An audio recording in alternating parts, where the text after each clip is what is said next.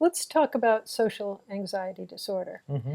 Now, this used to be called social phobia. Right. Okay, Right. one of the changes in the DSM-5 is it's now called social anxiety disorder. Mm-hmm. And it's important to note that there are two parts to this, Right. social Social and anxiety. anxiety.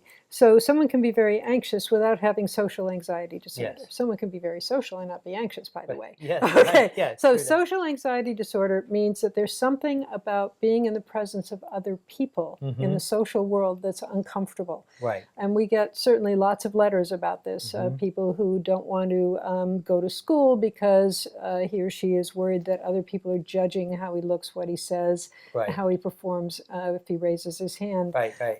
People who don't want to go out even to the mall because Sure. they're sure that they're somehow maybe aren't appropriate and other people are judging Right. their conduct as they go through the mall. Yes. That's the big picture. Now, the specific criteria, why don't we Mm-hmm. speak to that? Yeah, I think there were three big changes, Okay, three. and at least that I would say.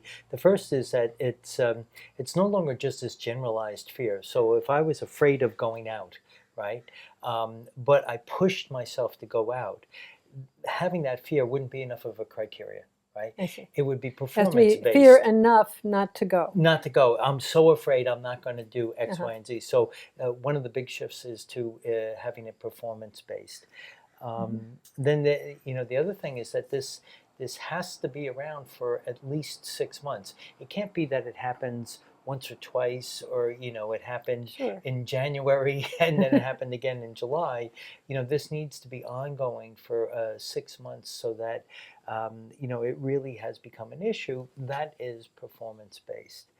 And then I think the third thing is that the age is 18, is that somebody um, 18 and over might not necessarily know that their fear is excessive. Uh-huh. Yeah, whereas before there was a criteria about the phobia that they kind of knew. Now they've removed that, where it's like, I'm not going out, I'm not going to eat in front of people, I'm not going to do this.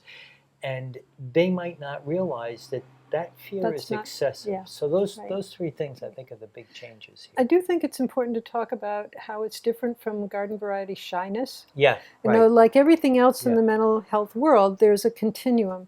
And there are people who are more introverted by temperament, Right. and there are people who are more extroverted.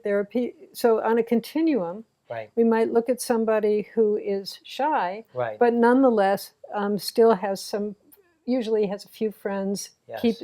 It's a smaller pool, but Right. certainly when they're comfortable with people, they're comfortable. Yeah. And then at the other end of the continuum Yeah. is someone who will not leave their house because they're sure Right. that everybody has opinions about them and that they're doing something that's going to get negative judgment. I think you bring up such a good point too. Susan Cain's work about introversion has been so popular lately. It's about, do we have to do everything in groups? So I think you bring up a great point. Yeah. Is that there's a really normal process of being shy or introverted that has nothing to do with this. This is really, the excessive nature of it. Fear. Yes. Thank you.